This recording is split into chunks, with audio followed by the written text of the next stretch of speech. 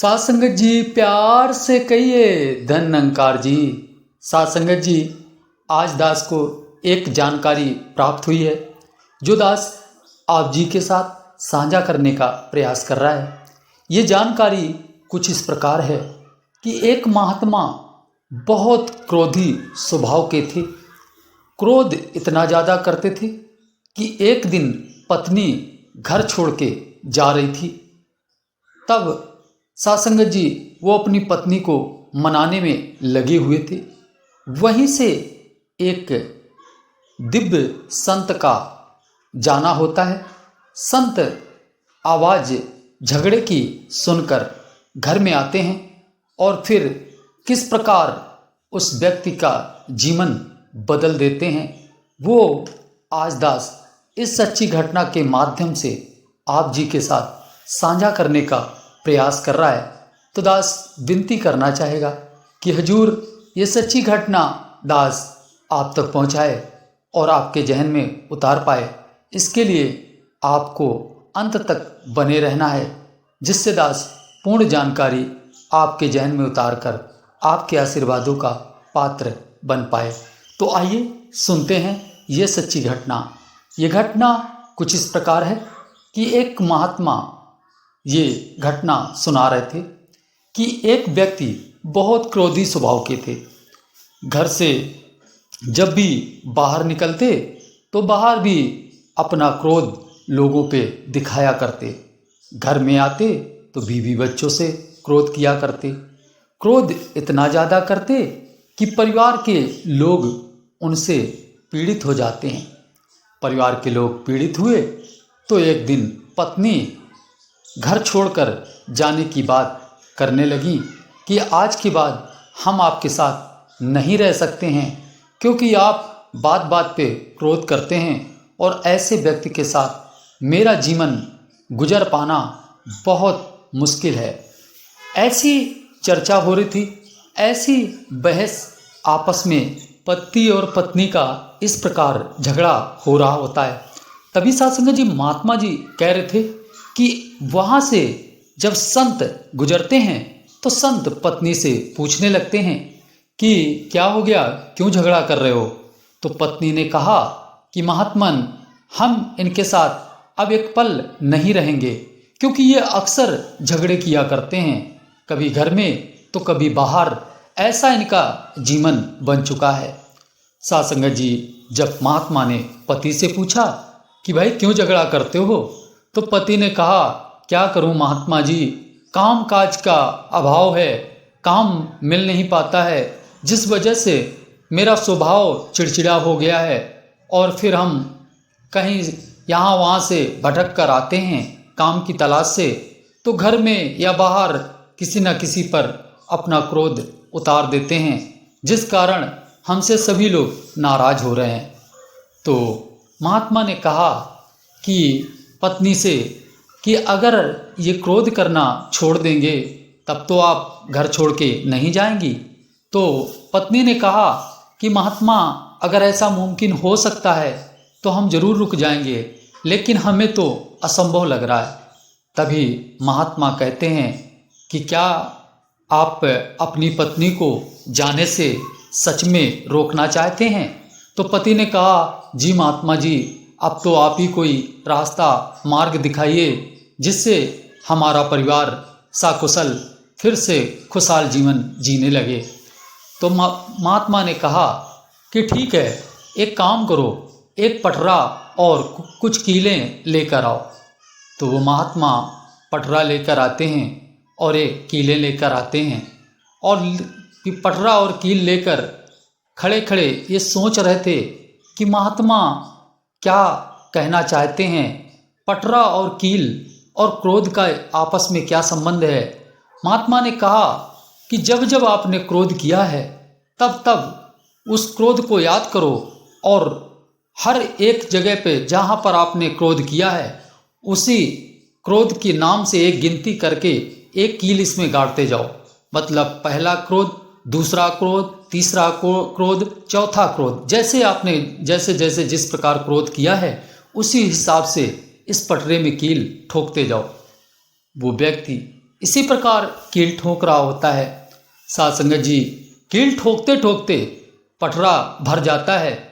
फिर वो पटरा लेकर महात्मा के समक्ष आते हैं और कहते हैं कि महात्मा जी, ये पटरा जो हमने जब जब क्रोध किया है उस हिसाब से इस पटरे में हमने कील ठोक दी है।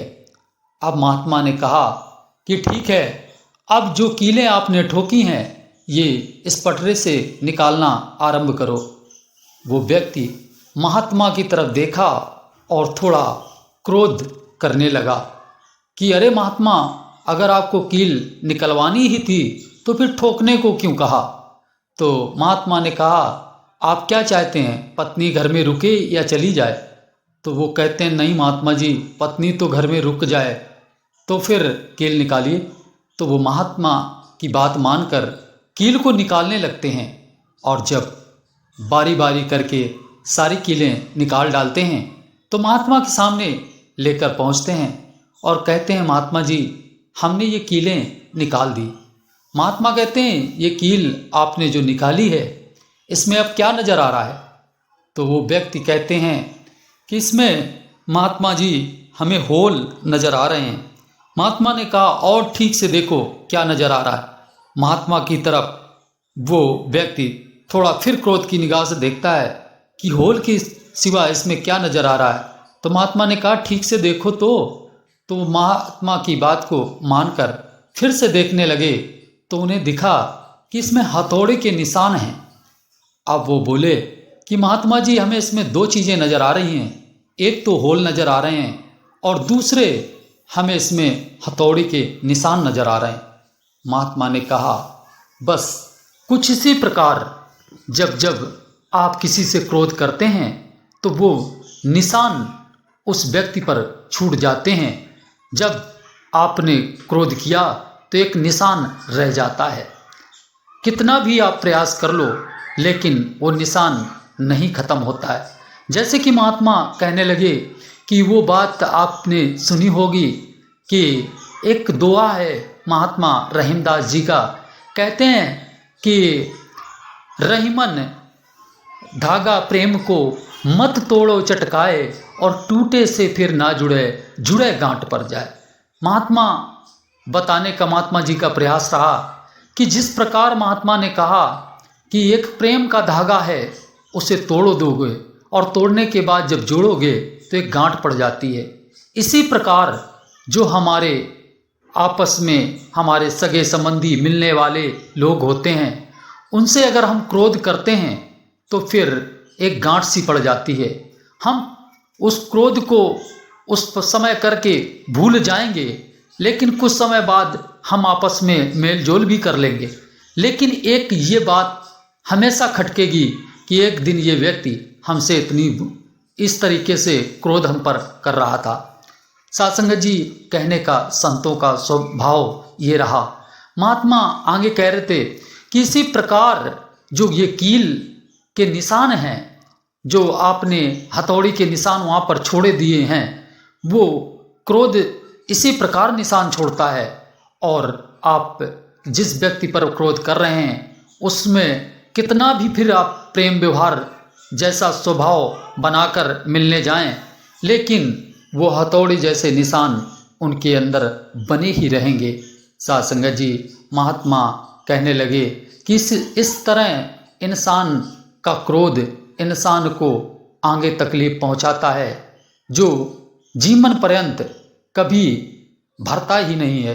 अगर हमने किसी पर क्रोध कर दिया तो फिर हम कितने भी अच्छे क्यों ना बनकर उस व्यक्ति के सामने चले जाएं, लेकिन उसके सामने वो तस्वीर जरूर आ जाएगी कि इसी व्यक्ति ने एक बार हमसे बहुत अधिक क्रोध किया था।